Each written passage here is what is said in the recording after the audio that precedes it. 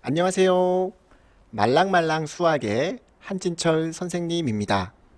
오늘은 수학 1 지수에 대해서 공부해 보도록 하겠습니다. 바로 시작해 볼까요? 휘리릭 뿅 말랑말랑. 챕터 1 거듭제곱. 거듭제곱이란 무엇일까요? 거듭제곱은 우리가 중학교 때부터도 많이 사용해 왔었던 내용입니다. 이렇게 동일한 문자나 숫자를 여러 번 곱한 것을 거듭제곱이라고 부르고 있습니다. 지금 보시는 식에서는 a를 총 3번 곱해서 a의 세제곱이라고 지수식으로 표현하고 있습니다. 이렇게 지수식에서 아래에 쓰여 있는 문자나 숫자를 및 어깨에 써 있는 숫자와 문자를 지수라고 불렀습니다. 챕터 2. 거듭제곱근. 앞으로 우리는 a의 n제곱근이라는 표현을 자주 볼 것입니다. 여기서 근이라는 것은 n제곱을 해서 a가 되는 숫자라는 뜻이죠. 그런데 말로 기억하기에는 내용이 다소 헷갈릴 수 있기 때문에 단 하나의 수학 수식으로 정리해 놓도록 합시다. 앞으로 a의 n제곱근이라는 문장을 본다면 이렇게 뒤에 x를 붙여서 x의 n제곱을 하면 a가 된다. x의 n제곱은 a다 라고 기억하도록 합시다. 다시 한번 a의 n제곱근이라는 말이 나오면 뒤에 문자를 붙여서 이 문자의 n제곱은 a다. x의 n제곱은 a다 라고 기억하도록 합시다. 한번 예를 들어 볼까요? 3의 제곱근 x. 선생님 여기 제곱근에는 숫자가 없는데요? 제곱근에 숫자가 생략되어 있다면 그것은 2라는 숫자가 생략되어 있다는 것으로 수학자들이 약속했습니다. 때문에 숫자가 없이 제곱근이 나온다고 한다면 이 앞에 2가 생략되어 있다고 생각하시면 되겠습니다. 그럼 확인해 볼까요? x의 2제곱은 3이다. 다시 한번 x의 2제곱은 3이다. 그렇다면 이것을 만족하는 근 x는 플러스 마이너스 루트 3일 것입니다. 하나 더 예를 들어 볼까요? 5의 세제곱근이라는 말이 있으면 뒤에 x를 붙여서 x의 세제곱은 5다. x의 세제곱은 5다. 이때 이 x에 만족하는 실근은 바로 3번에서 3번 제곱해서 5가 되는 3 루트 5가 되겠습니다. 그런데 이때 구분할 줄 아셔야 되는 게 n 제곱근 a라는 문장입니다. 위의 문장과 거의 비슷한데 생각하는 방향은 반대예요. 그래서 아까는 x의 n제곱을 하면 a가 되는 숫자였다면 지금은 그대로 n 루트 a라고 써주시면 되겠습니다. 이것은 약속과 정의의 영역이기 때문에 잘 기억하고 헷갈리지 않도록 연습해야 하겠습니다. 다시 한번 n제곱근 a라는 문장이 있다면 n 루트 a라고 생각하면 되는 것입니다. 다시 한번 5제곱근 3이라고 있으면 그대로 5 루트 3 5번 제곱해서 3이 되는 숫자 5 루트 3이라고 정리하고 기억하면 되겠습니다. 챕터 3 지수법칙. 사실 지수법칙은 우리가 중학교 때부터 사용해 왔었습니다. 우리가 사용했던 지수는 자연수인 지수였는데요. 예를 들어 볼까요? 자, 이렇게 2의 세제곱 곱하기 2의 4제곱이라고 되어 있는 곱셈은 2가 3번 곱해져 있고 2가 4번 곱해져서 총 2의 7제곱이다 라고 답할 수 있었죠. 그런데 이걸 단순하게 밑이 같은 지수식인 경우에는 지수끼리 단순히 숫자를 더해서 7제곱이다 라고 할 수도 있다는 게 바로 지수법칙입니다. 이번에는 나눗셈도 살펴보도록 할까요? 2의 5제곱 나누기 2의 세제곱이 있다고 해봅시다. 이 경우엔 분자에 2가 5개, 분모에 2가 3개 있기 때문에 약분해주면 분자에 2가 2개 남아서 2의 제곱이라고 할 수가 있었는데 단순하게 밑이 같은 지수식인 경우 나눗셈은 지수끼리 빼주면 된다 해서 2의 제곱이라고 생각할 수도 있다는 것. 이것들이 바로 지수 법칙이었습니다. 그리고 거듭제곱의 제곱도 할 수 있었습니다.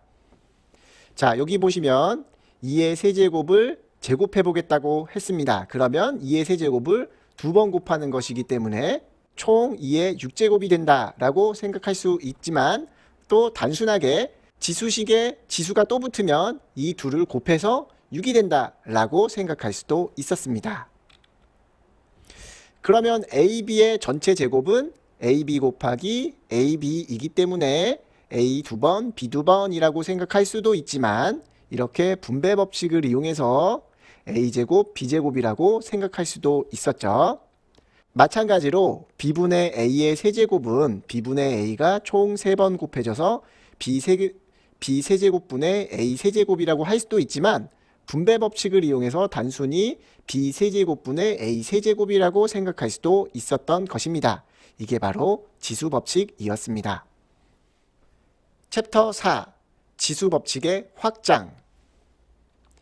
자, 아까 봤던 지수 법칙은 지수가 자연수인 상태였었습니다.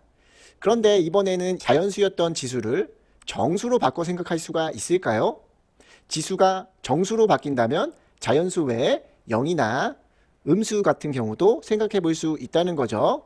지수가 0이라는 것은 어떤 경우일까요? 예를 한번 들어보겠습니다. A제곱 나누기 A제곱, 같은 문자식으로 나누었을 때는, 같은 숫자로 나누었을 때에는 그 결과는 언제나 1이 되죠. 그런데 지수 법칙에 의하면 나눗셈일 때, 밑이 같은 지수식에서 나눗셈일 때에는 지수끼리 빼면 된다고 했었기 때문에 A의 0제곱이라고도 할 수 있다는 것이고, 이렇게 문자나 숫자의 0제곱은 언제나 1이 된다는 것을 우리는 알 수가 있는 것입니다. 그럼 지수가 음수인 경우도 존재할까요? 자, 예를 들어 보겠습니다. A의 제곱을 A 세제곱으로 나누면 이렇게 A 세제곱분의 A 제곱이 되고 약분해서 A분의 1이 결과가 된다는 것을 알 수가 있습니다. 그런데 지수 법칙에 의해서 밑이 같은 나눗셈일 때에는 지수끼리 뺄 수 있다고 했었죠. 그래서 지수끼리 뺄셈을 해보면 A의 마이너스 1제곱이라는 것을 알 수가 있고, 음수 제곱인 경우 역수가 되는구나, 마이너스 1제곱이 되어 있는 경우 역수가 되는구나 라는 것을 알 수가 있는 것입니다. 또 다른 예를 들어보겠습니다. A의 제곱 나누기 A의 4제곱이 되어 있다고 해보겠습니다. 그러면 분모에 A가 4개 있고 분자에 A가 2개 있기 때문에 약분을 해서 A 제곱분의 1이 된다는 것을 알 수가 있죠. 그런데 지수 법칙으로 지수끼리 뺄셈을 해보면 마이너스 2제곱, 역시 음수 제곱이 있으면 이 음수를 제외한 나머지 부분들이 역수로 들어가게 되는구나 라고 생각할 수 있다는 것입니다. 이것이 바로 지수 법칙이 자연수에서 정수로 확장된 내용이 되겠습니다. 그러면 이번엔 지수가 정수에서 유리수로 바뀔 수도 있을까요? 정수가 아닌 유리수라는 것은 소수나 기하분수라는 것이죠. 자, 그러면 한번 지수가 분수인 경우를 생각해 보겠습니다. A의 2분의 1제곱이라는 것은 무엇을 의미할까요? 자, A의 2분의 1제곱을 제곱해 본다고 하겠습니다.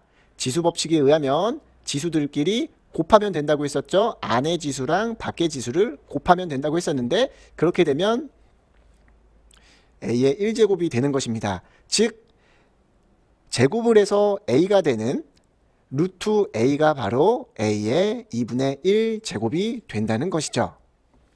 자, 그러면 A의 3분의 1제곱은 세제곱을 하면 A가 되는 3 루트 A, A의 4분의 1제곱은 4제곱을 해서 A가 되는 4 루트 A, 만약에 A의 n제곱분의 1을 하면 n제곱을 해서 A가 되는 n 루트 A가 된다는 것입니다. 이것이 바로 지수의 정수에서 유리수로의 확장이 되겠습니다. 자, 그럼 이번엔 지수가 유리수가 아니라 무리수도 가능할까요? 지수가 무리수, 무리수에는 어떤 것들이 있죠?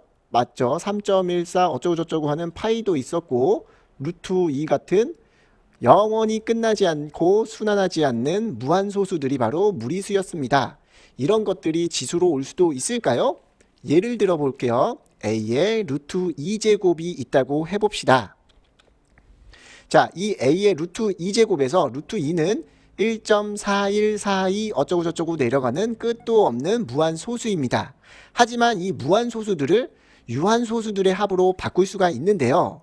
바로 a의 1.4142를 1 더하기 0.4 더하기 0.01 더하기 0.004 더하기 0.002처럼 유한소수들을 무한히 더해서 이 무리수로 만들 수 있다는 것입니다. 그리고 지수들끼리의 덧셈은 이렇게 곱셈으로 바꿀 수가 있었죠. a의 1제곱 곱하기 a의 0.4제곱 곱하기 a의 0.01제곱 이렇게 밑이 같은 지수식들을 곱하면 지수에서의 덧셈으로 바뀌는 건데 그걸 거꾸로도 생각할 수 있다는 것이고, 이 지수가 유리수인 숫자들은 모두 실제로 존재하는 숫자들이기 때문에 실제로 존재하는 숫자들을 곱해서 a 루트 2제곱도 만들 수 있다는 것입니다. 즉 a 루트 2가 얼마인지는 모른다 하더라도 이런 숫자가 존재한다는 것을 알 수가 있다는 것입니다. 이것이 바로 지수법칙의 무리수로의 확장이 되겠습니다. 거듭제곱근의 개수, 이런 지수식이 있다고 해봅시다. x의 n제곱은 a. 이때 이 식을 만족하는 x의 근의 개수는 몇 개일까요? 근의 개수가 몇 개인지 알 수 있는 방법은 바로 방정식을 실제로 풀어보는 것입니다. 예를 들어서 여기에 x의 세제곱은 1이라는 방정식이 있다고 해봅시다.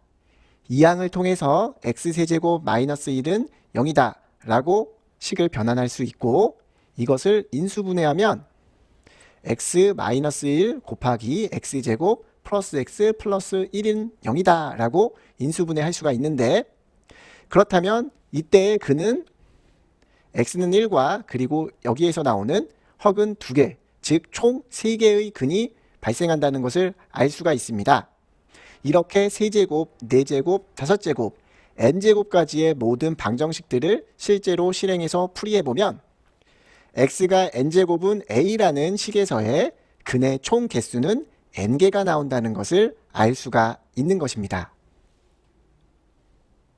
그럼 이번엔 x의 n제곱은 a의 실근의 개수를 알아볼까요? 아까는 근의 총 개수였는데 지금은 실근, 즉 실수 중에 이 식을 만족하는 근은 몇 개가 있는지 확인해 보겠습니다.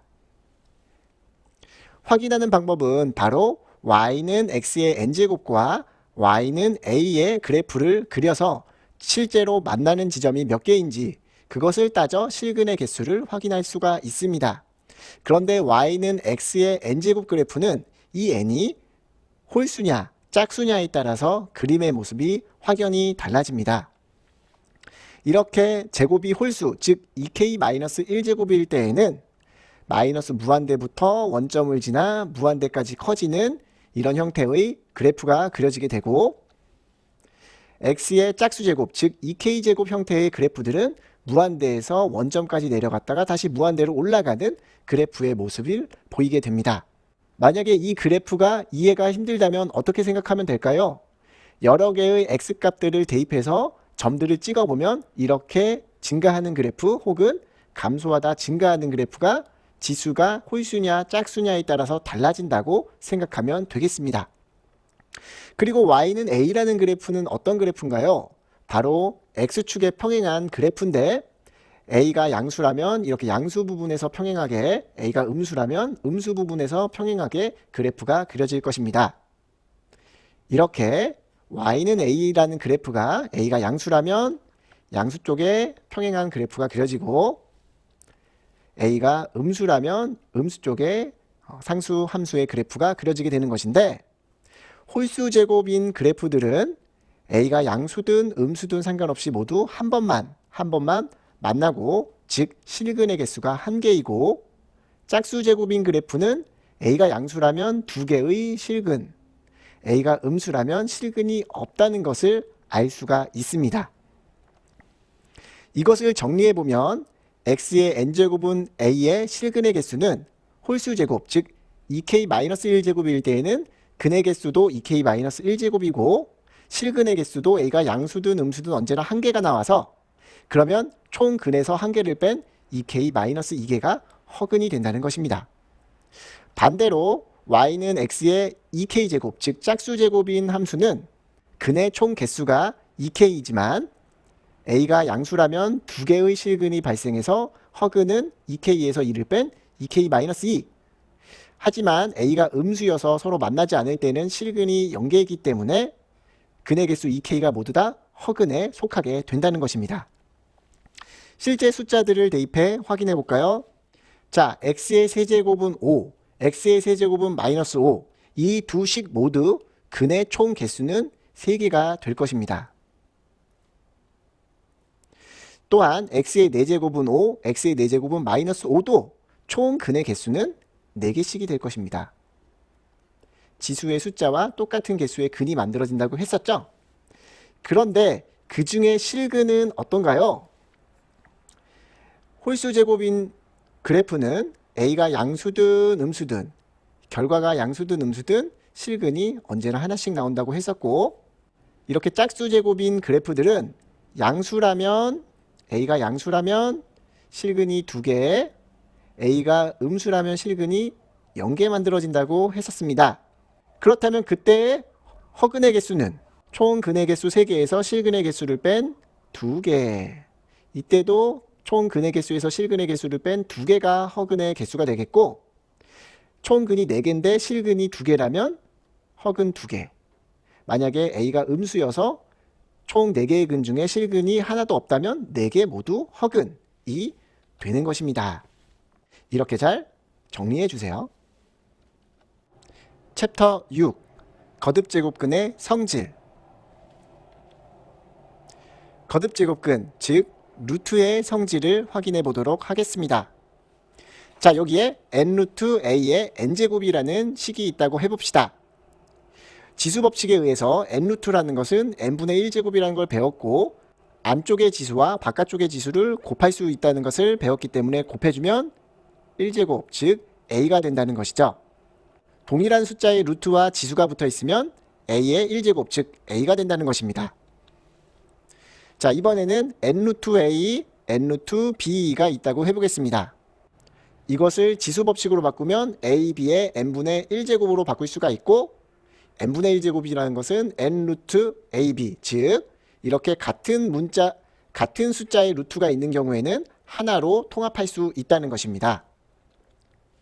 또한 분수에서도 똑같은 숫자의 루트가 있다면 지수법칙을 통해 하나의 n루트로 통합할 수 있다는 것입니다.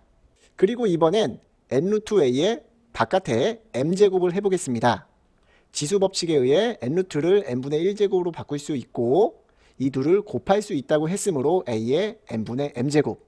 그런데 이것을 다시 루트로 바꿔보면 n루트-a의 m제곱이 된다는 것을 알 수가 있습니다.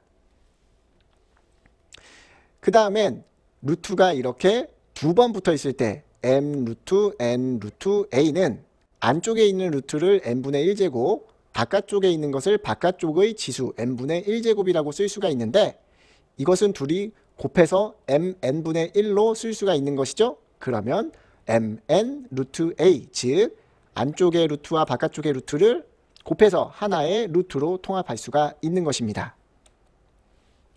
또한 이번엔 np 루트 a의 np제곱이라고 한다면 얘는 분자, 얘는 분모의 지수로 바꿔서 p를 약분하여 a의 n분의 m제곱, 즉 n 루트 a의 m제곱이라고 바꿀 수 있다는 것입니다.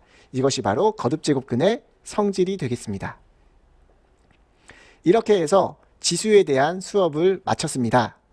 혹시 수업 내용에 질문이 있거나 수업 상담을 원하신다면 아래 댓글창을 클릭해 주세요.